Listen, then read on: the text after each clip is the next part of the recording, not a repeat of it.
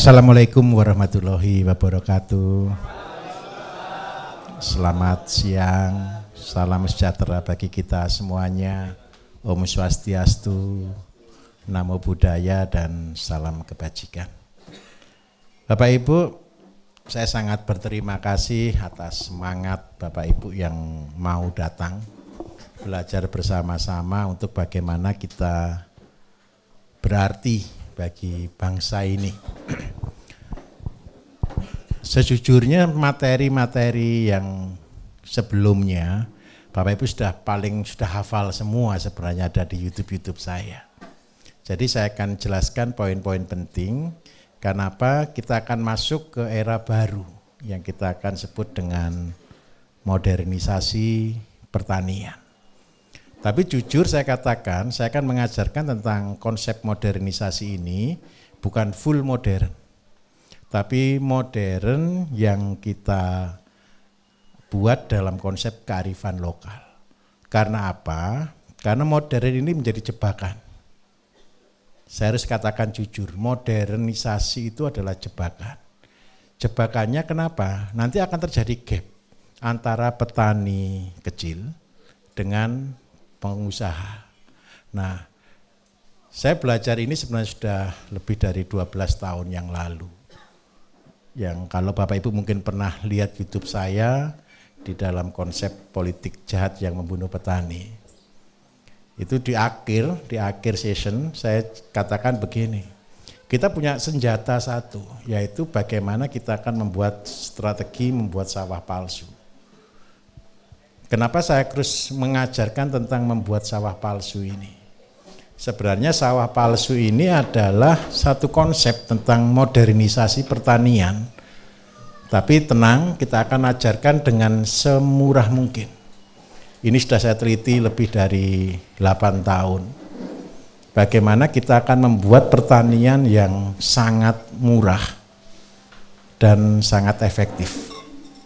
Kalau Bapak Ibu cuma belajar di level sampai 1.500 itu tanpa karyawan kita bisa. Cuman cukup untuk hidup. Tapi pertanyaannya kan satu, setelah 1.500 kita kan pasti kepengen besar. Kita kan sudah mulai rekrutmen karyawan, manajemen dan sebagainya. Lah ketika kita sudah sampai di level itu, kita tidak akan bisa. Saya harus katakan jujur, saya sendiri setiap daerah-daerah tempat pelatihan kan daerah baru. Saya membuka tempat pelatihan itu pasti daerah yang terisolir. Pasti daerah yang no akses. Daerah yang tanda kutip masih ya masyarakatnya minta maaf ya, masyarakat bukan primitif, tidak ada lah. Masyarakatnya sudah kadang-kadang pendidikannya sangat rendah. Nah ketika kita sudah sampai membangun ke daerah-daerah seperti itu, sulitnya minta ampun. Nah nanti Bapak Ibu ketika kerja awal seneng, karena masih kerja sendiri. Tapi percayalah Bapak Ibu akan bayar orang untuk bekerja. Nah di situ akan muncul masalah baru.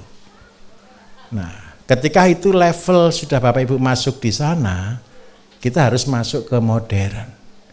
Modern itu saya berbicara cuma dua hal, efektif dan efisien. Saya kasih contoh, banyak orang tanya ke YouTube saya. Di awal-awal saya ngajar, saya kan lengkap, ada ayam, ada puyuh, ada bebek, ada maggot, ada cacing, ada semuanya. Kalau kita tarik total itu ada 20 bidang di dalam satu siklus integrated farming. Pertanyaan yang paling berat adalah ketika SDM kita nanti tidak mampu, itu jadi problem. Satu macet, yang lain macet. Satu gagal, yang lain gagal. Nah, dari sanalah kita kuatkan pondasi. Tadi Pak Kabis sudah jelaskan mulai dari Kihol, kemudian kita sudah mulai membuat ke 1.500, setelah 1.500 sebenarnya ada satu level lagi yang kita sebut dengan Intansari. Intansari itu adalah integrasi pertanian desa mandiri. Kalau Bapak Ibu sudah sampai di level Intansari, saya jamin sudah jadi miliarder semuanya. Tapi saya mau katakan jujur, ngelatih orang, mendidik orang, itu sulitnya minta ampun. Tadi ketika saya dengar, ketika Bapak Ibu perkenalan tadi, ngajari orang ke organik kan susahnya minta ampun kan? Kayak ngajari batu, betul kan? Sulit gitu loh, kalau tidak ada bukti. Karena itu kita akan membuatnya dari basic. Jadi saya akan ajarkan sedikit. Basic kita kan namanya organik ya Bapak Ibu ya. Pertanian organik itu sebenarnya adalah, ini sudah ada di YouTube biasanya, tapi saya jelaskan sedikit. Organik itu adalah teratur dan seimbang. Jadi pertanian organik itu bukan pertanian yang pupuknya dari pupuk kandang, itu bukan itu saja. Pertanian organik itu bukan berarti non kimianya, bukan itu sebenarnya definisinya. Jadi definisi dari pertanian organik itu teratur dan seimbang. Ini kata kunci yang harus Bapak Ibu pegang. Jadi kalau Bapak Ibu menjadi petani organik tapi tidak bisa teratur, tidak akan jadi. Dari sini memunculkan banyak teori-teori permakultur dan sebagainya. Pertanian-pertanian tumpang sari lah kalau orang Jawa bilang. Kalau orang luar negeri nyebutnya permakultur. Dan dari sana membuat satu konsep bagaimana pertanian itu menjadi mata rantai yang harus sinambung. Ketika ini tidak terjadi, saya jamin rugi.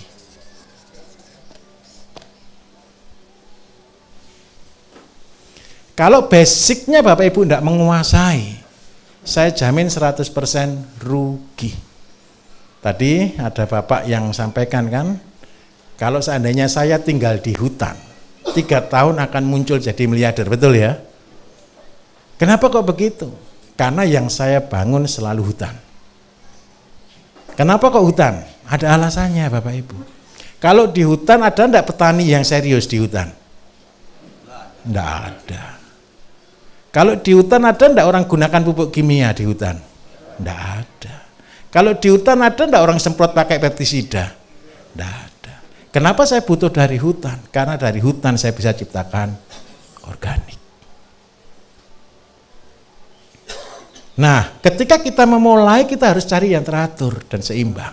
Langkah awal yang paling penting di dalam konsep ini, kita harus punya penghasilan harian. Penghasilan harian ini sebenarnya hanya support untuk operasional cost atau biaya operasional kita. Sampai kapan kita akan invest? Uang berapapun Bapak Ibu buang ke pertanian akan habis. Saya jamin 100%. Bukan hanya Bapak Ibu, pemerintah ini loh kurang apa bantu petani. Berapa ratus triliun kalau kita total. Hasilnya apa kira-kira? Apakah mengubah petani? Tidak. Saya mau katakan jujur. Pemerintah membuat program namanya subsidi pupuk, betul? Subsidi pupuk itu besar atau kecil Bapak Ibu? Besar. Kalau saya secara pribadi, subsidi pupuk itu paling tidak bisa sampai 10 T. Subsidinya. Nah, kalau saya secara pribadi sebenarnya 10 T ini dipakai untuk beli hasilnya petani.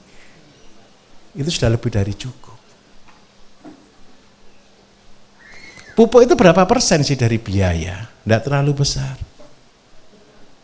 Tetapi petani selalu, ini konsep ya, ini pola pandang ya. Saya kasih contoh, ini pola pandang. Saya buat lukisan bagus Bapak Ibu. Lukisan bagus. Terus ada cacat di sini. Seandainya inilah banner. Banner di sini ada cacat lubang di sana. Bapak Ibu lihat bannernya atau lihat lubangnya? Saya minta maaf, konsep ini rubah baik-baik. Bannernya semua bagus kan? Gara-gara ada lubang kecil aja, Bapak Ibu lihat lubangnya atau lihat bannernya? Apa yang Bapak Ibu katakan? Oh, bannernya jelek, ada lubangnya. Padahal lubangnya kecil loh. Karena kelihatan, saya minta maaf.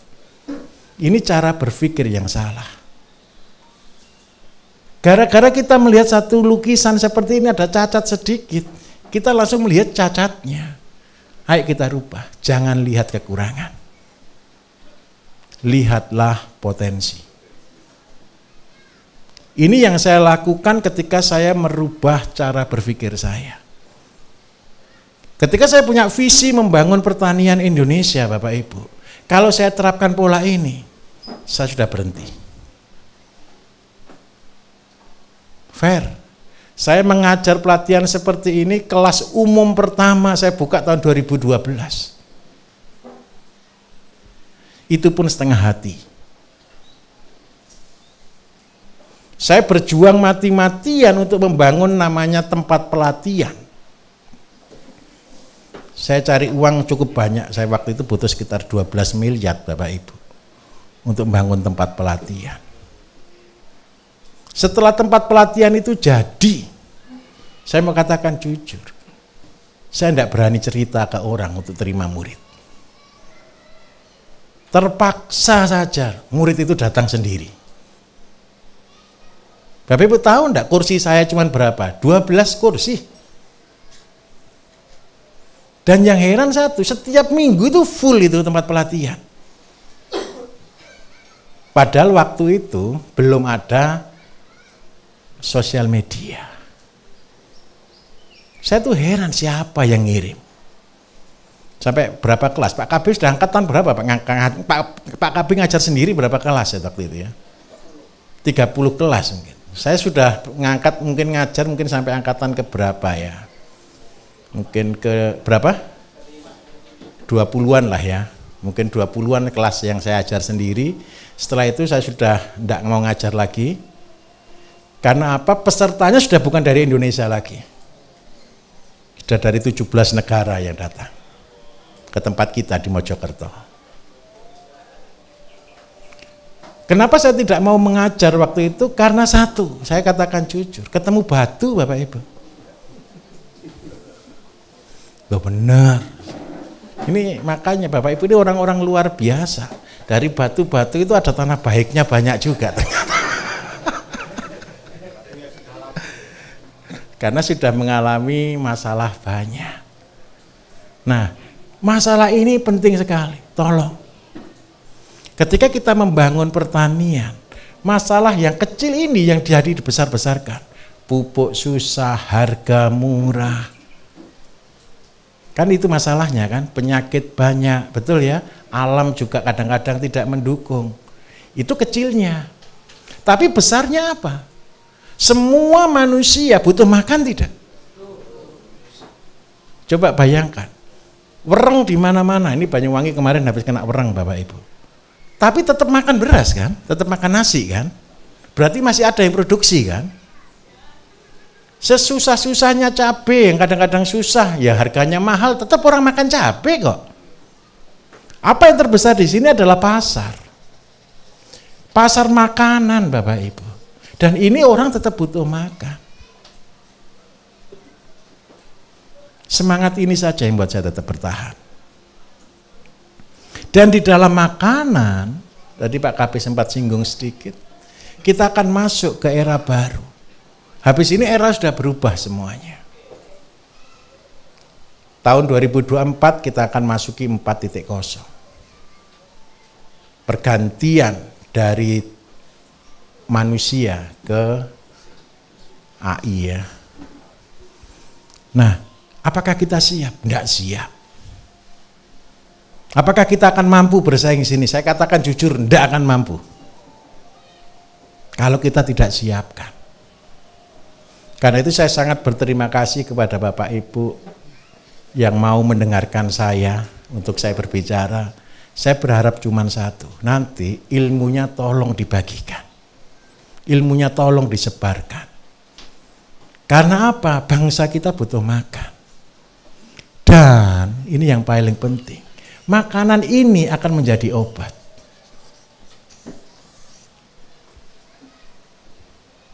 Kita seringkali makan, Bapak Ibu pernah enggak berpikir makanan Bapak Ibu itu sebagai obat? Kita cuma berpikir makanan cuma enak.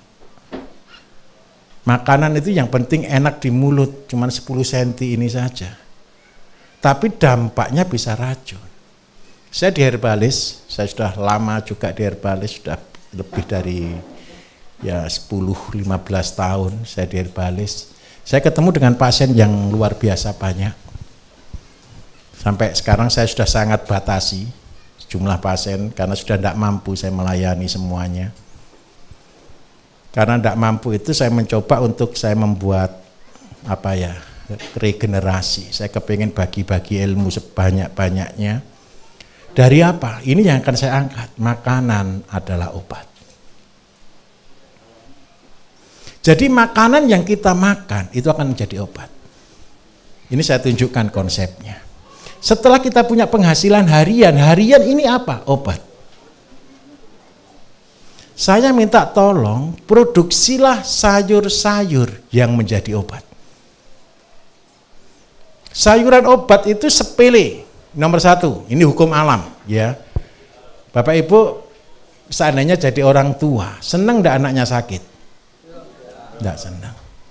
Tapi anak ini kepingin sakit atau kepingin sehat? Saya ulangi pertanyaannya. Bapak Ibu kepingin anaknya sakit atau sehat? Anaknya kepingin sakit atau sehat? Anaknya itu kalau makan, Bapak Ibu kepingin makanan yang sehat atau yang tidak sehat? Yang manis, yang lemak, yang enak, betul ya? Orang tuanya kepingin yang sehat, anaknya ngerti tidak? Tidak ngerti. Siapa yang bisa membuat pengertian? Yang dewasa. Nah, karena saya di Herbalis cukup lama Bapak Ibu, kami bisa memprediksi. Jadi saya membuat obat herbal itu, saya sudah prediksi. Tahun ini sakitnya apa, tahun ini sakitnya apa, tahun ini sakitnya apa. Sehingga sebelum penyakit muncul, biasanya saya sudah siapkan obat. Ini yang saya lakukan. Dan saya sebagai formulator, saya sebagai penemu, saya melihat ilmu yang tertinggi yang sudah saya buat, berarti di depan ini ada penyakit yang paling parah. Saya ulangi, kalau saya sampai merasakan sakit, itu keluar obat.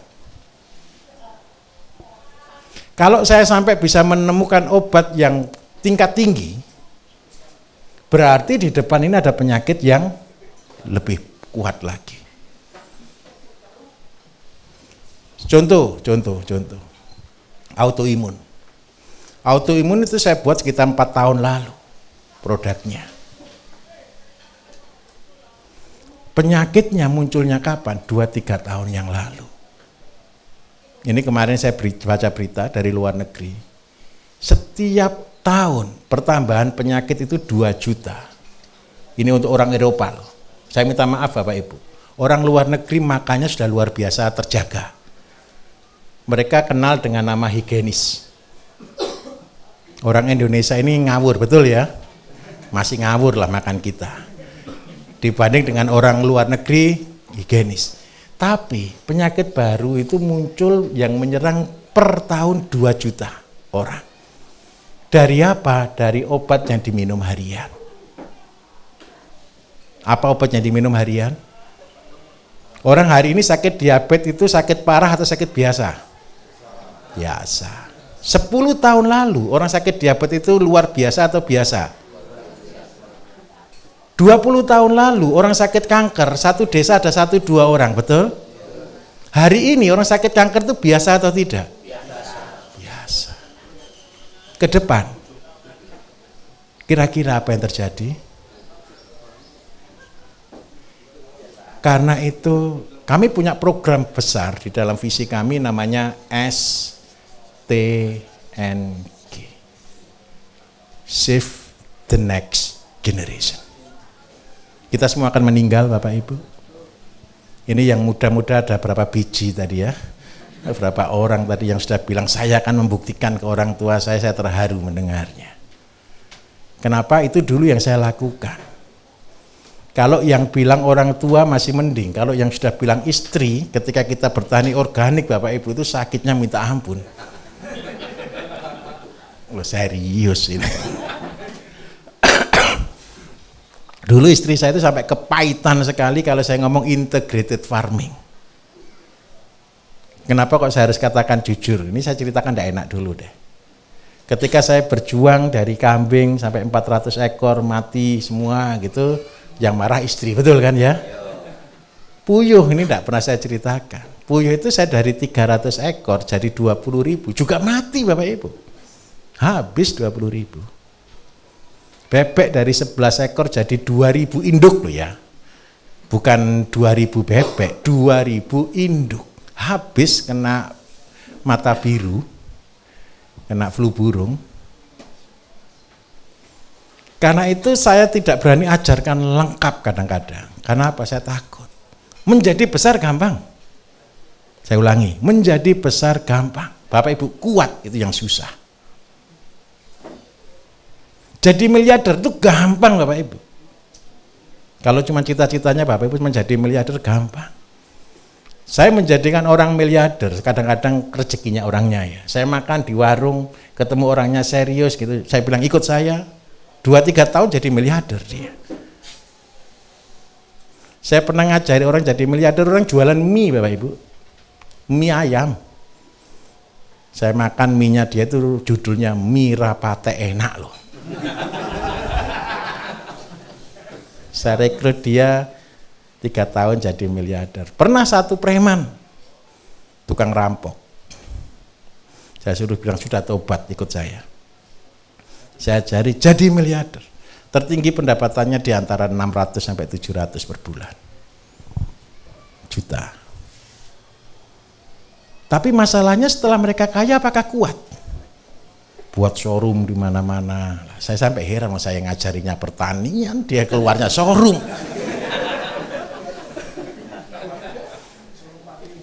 Showroom mobil. Begitu kena krisis kemarin, habis. Karena itu saya minta tolong, menjadi besar itu gampang. Kuat menjadi besar itu yang susah. Oke, kita akan komitmen sama-sama ya. Jadilah besar dan jadilah berkah. Jadilah bermanfaat bagi orang lain. Jadi langkah pertama Bapak Ibu buat penghasilan harian. Sepele. Mungkin goal kita hanya 5 juta sampai 10 juta lah per bulan. Ini sekolah. Kalau untuk mencapai penghasilan awal, ini cuma butuh waktu 40 hari sampai 60 hari. Dapat gaji ini. Saya ulangi ya. Untuk bisa cuma dapat gaji 5 juta sampai 10 juta, itu cuma butuh waktu 40 sampai 60 hari. Cepat atau tidak? Apa yang ditanam? Carilah sayur yang umurnya di bawah 40 dan 60. Kangkung, sawi, bayam, apapun juga yang usianya di bawah 60 dan ini bisa dijual. Ini wajib. Nanti pertanyaannya akan muncul, Pak siapa yang beli? Betul tidak? Itulah perjuangan. Membuat pertanian Bapak Ibu, itu harus tahu kita bagaimana menjual. Yang kita jual bukan produk. Yang kita jual itu diri kita. Yang kita jual itu kepercayaan. Yang kita jual itu kepercayaan. Jangankan Bapak Ibu, ketika saya memulai pertanian organik, percayalah, tidak ada orang satu pun percaya. Di rumah saya, di desa saya sendiri, yang saya pakai untuk pelatihan pertama Bapak Ibu, ketika saya bertanam organik, ditertawakan satu desa. Gara-gara saya ngotot organik, ilmunya belum sampai sekarang yang Bapak Ibu pelajari. Ilmu ya 12-14 tahun yang lalu berbeda dengan hari ini. Ilmunya masih POC, masih sederhana kompos, begitu aja. Ketika saya tanam jagung pertama, sama lombok pertama, semampai Bapak Ibu, semeter tidak sampai.